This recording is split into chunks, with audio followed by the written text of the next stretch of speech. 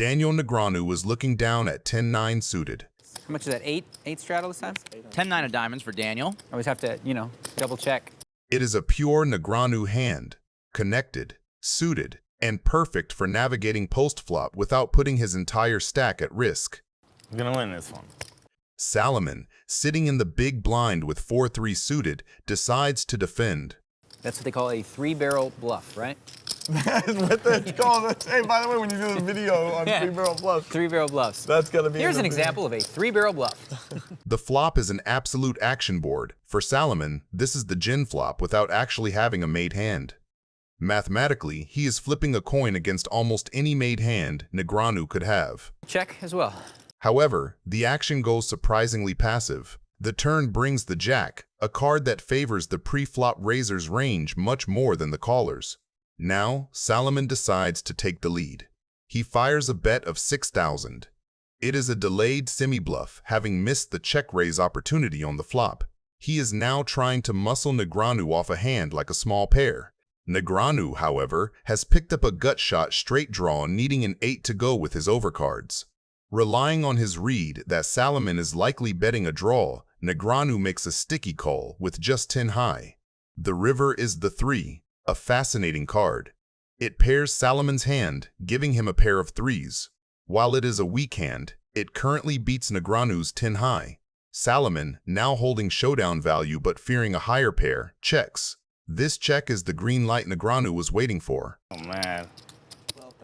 Why didn't you bet the freaking flop? Why didn't I bet the flop? Yeah. I didn't have anything on the flop. Yeah, I know. But why? Such a bummer. Because I had 3-4 clubs. I'm gonna. Oh, you had 3-4 clubs, so you were ready to just. Yeah, I'm gonna dump all my money in there for sure. Now I got a pair and I gotta make a decision. Sort of sucks. It sort of sucks. How much is it? 12,200. Yeah, I think you got a jack for some reason. While I'm bluffing, I might as well just keep doing it, right? Until they call eventually. Kid, you're just gonna own this table, huh? You are just gonna pound until we just hold on with ace high. Damn, just keep, I'm in bluff mode. I hit a pair and didn't call. What a bad player. Daniel Negreanu is looking down at 7-4 offsuit. Pre-flop begins with a straddle from Lew, a move that encourages action and bloats the pot before a card is dealt. Negreanu, sensing an opportunity to attack the money in the middle with position, raises to 1,600. However, he is doing this with absolute air. It is a move designed to steal the pot right there, relying on his image rather than his cards. Phil Laak, sitting in the small blind with Queen 9 offsuit, decides to defend. Oh, three-way. Crafty Daniel's priced in Lew with any 2. Okay, guys, What would you, surprised it's three-way? No, I guess not. The flop falls with 2 hearts. Looking at Negreanu's pre-flop raise, Laak decides to check, likely fearing an overpair. Lew checks his air. Negreanu has flopped a sneaky open-ended straight draw. Instead of continuation betting and risking a check raise, Negreanu checks back.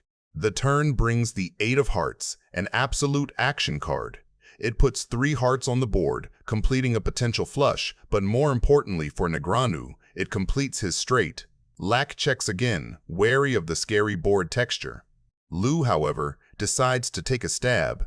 Holding the jack of hearts, he has a high flush draw and decides to turn it into a semi-bluff. He bets 3,000. Negreanu, sitting with the made straight but fearful of the flush, decides to just flat call. Laak joins us? He wants to keep Lew's bluffs in, but he also doesn't want to blow up the pot if someone is sitting on a flush. The river is the ace. Laak and Lew check to the button. Negreanu now has a clear value betting situation. He bets 5,500. It is a perfectly sized bet, small enough to entice a call from a sticky pair or 2 pair, but large enough to get value. I'm pretty sure I'm supposed to go like 26,000, but something's saying don't do it, Phil. I'm not gonna do it.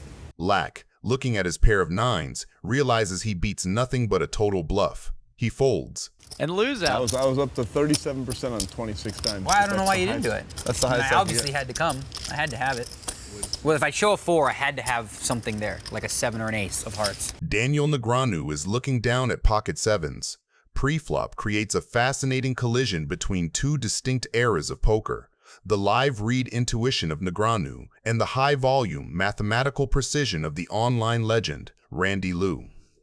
The action begins with a raise to 1,600 from the loose cannon, who is holding pocket nines.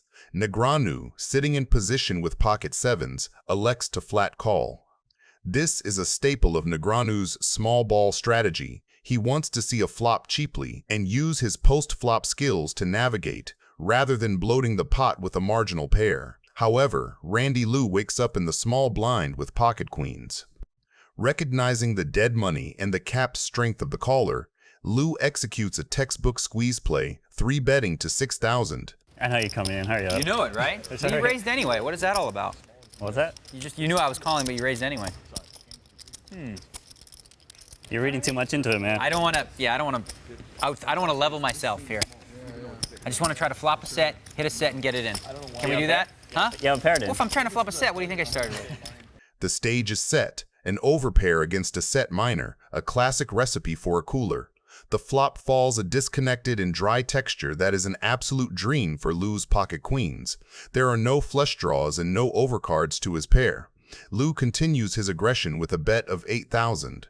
He is extracting value from hands like pocket eights to tens, as well as any jack that Negreanu might have peeled with. Negreanu, however, is not ready to go away. It's an interesting situation, okay? Because I have 3 threes right now. You don't believe that? I don't know. How I much believe is it? a lot of people. I believe a lot of people.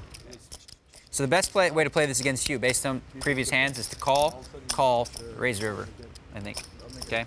So that's plan A. I might change my mind, but plan A is call, ship river. All right. That's plan A. You like that? I'm just going to tell him, whatever. I'm a little worried. The turn brings the 7, the card that flips the script entirely. It is the Doom card for Lew.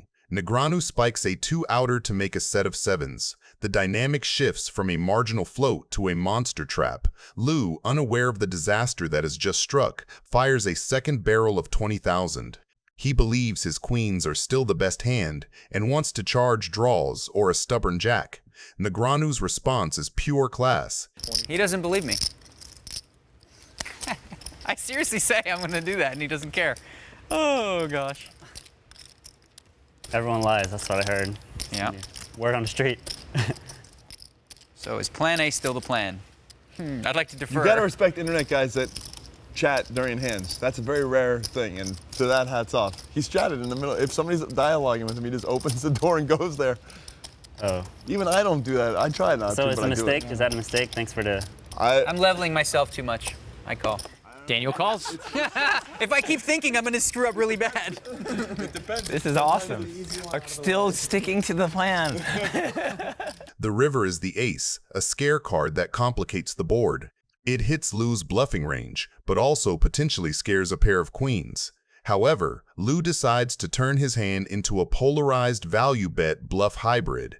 He fires a massive 47,800. He is representing the ace, trying to fold out a jack or a smaller pair. I'm now worried that you just made 3 aces. How much does he have? How much did he bet? Fired 47,800. I told you I have 3 threes and you just don't care, or you have that beat, right? Well, if I talk too much, I might let you know what I have. Bro, the thing is, when you talk, you might get the other result. You might get wins that you shouldn't have got, etc. You know. That's true. It's not all. How light is Daniel thinking of calling this time? What's he got left? Let's see. I can't see. Just lift your hand. That's good. It really smells like aces. Does that mean Daniel was already beating a pair of aces? Pocket aces? Oh, it's a difference. I can't fold anyway. Calls. Queens. Turn to set. Wow. Oh, wow. Nice hand. Daniel Negreanu is looking down at Jack 9 offsuit. Freak. What a freak. He's a gift from nature. Wow, you know what? I'm glad that I've changed your opinion because I don't really ever want to be known as a normal guy.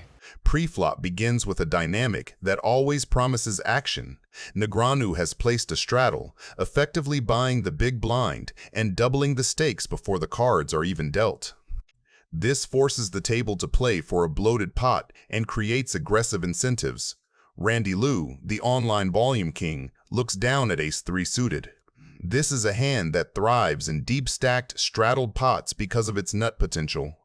Lew raises to 2,500, attacking the straddle aggressively. What is that? What did you do? 25? 25. Well, your button VPIP is rather high as well. I'm not Bryn. I know, but you still play a lot of pots in that late little position, so I can call here profitably long term. Yep. Daniel makes the call. If you were nitty, I would have folded this hand. The flop falls a monotone miracle. For Negreanu, this is a tricky spot. He has flopped middle pair with his jack, giving him a piece of the board, and knowing him, he definitely wants to call. Okay, this could be trouble for both of us. I'm already feeling a lot of pain. Check. Oh, so fast. You don't think. He's so good. Online, the same thing. 75 decisions in 3 seconds. How much? 35. Well, I can't fold. How many Clearly. times do you misclick a day? He doesn't misclick. He's Never? genius. Yeah. Negreanu decides to peel one card. He figures that his pair of jacks might be good if Lew is bluffing, and he wants to see if the board pairs or if he can hit a straight. Is that a misclick 35 or you got something? Missed chip. The turn brings the 7, and it is the 4th heart on the board. This card drastically changes the whole hand. Well, now this kind of kills the action. There could have been a whole craziness. Now the heart's already there, so either you got one or you don't, right? I'm gonna defer. 9,000. Okay, you're good. You bet like a medium heart here too. I know you. 9,000? 9,000. Okay, you bet a lot of hands here. Good player you are. I like to bet 9. I don't have a heart, so I'll let you take it. Thank you. Good bluff. No, you didn't bluff. You had it. Of course I had it. Did something. Of course I had 2 cards. There you go. That's why you don't call out position, get outplayed by these whippersnappers, right? Tough. Lock. They like. Check call, check. Daniel Negreanu is looking down at pocket 10s. Pre-flop begins with a standard yet deceptive setup involving 3 very different playing styles. Negreanu, operating from position, opens the pot to 2,500, looking to thin the field. Laak, holding ace-queen offsuit, finds himself in a spot where many aggressive pros would 3-bet to isolate the opener. However, Just calls. he keeps Negreanu's range wide, but he also invites the 3rd player into the mix. Salomon, never one to turn down a cheap flop with a suited connector, comes along with 6-3 suited. We head to the flop 3-way, with Negreanu holding a strong pair and Laak holding a hand that dominates the Broadway portion of Negreanu's range, but is currently just ace-high. The flop creates a massive disparity in equity. Negreanu has flopped bottom set, hitting his 10 to create a monster. The king on top is the perfect disguise. It connects heavily with Negreanu's perceived pre-flop raising range, allowing him to represent a top pair while actually holding a set. Salomon checks his air, and Negreanu fires a bet of 5,500. This is where Laak makes a questionable decision that defines his sticky play style. He holds a gut shot straight draw. Against a tight player, this is an easy fold. But against Negreanu, who is capable of continuation betting with pure air or a smaller pair like 8s or 9s, Laak convinces himself that his hand has showdown value. The turn brings the king, pairing the board. This is the magic card for Negreanu. He improves to a full house, 10s full of kings. He is now unbeatable. Fires 18. Really, Daniel-son? 18, Daniel-son? Too late to change my mind now. It's true, you're kind of committed to that. I'd show you a card, but they're both the same. I'm afraid you have 2 10s. How can I call? I can't call. I fold. I have 2 10s. I have 2 10s. What do you mean I'm afraid? How did you know that? You don't have a king, obviously. No, I didn't have a king. I did have 2 10s. Well done. Where does that rank? Like, as far as my face, do you believe that I was telling the truth or lies? Because we're mixing that up now. I thought you had 3 10s. Yeah. Daniel Negreanu is looking down at 8-7 suited. Pre-flop reveals the exploitable nature of playing too many hands against world-class opposition. Lew opens the action to 1,400 with Queen 8 offsuit. From a game theory perspective, opening this hand from early to middle position is incredibly loose. It is a hand that is often dominated and plays poorly post-flop. I'm going to play I tight. like being in position. And Laak is out. Because then you got to go first. I love it. I gotta go first. Kenny calls.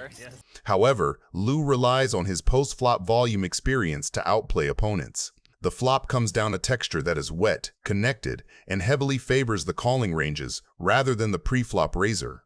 Despite this, after Kenny checks, Lew decides to fire a continuation bet of 2,500. This bet is somewhat habitual.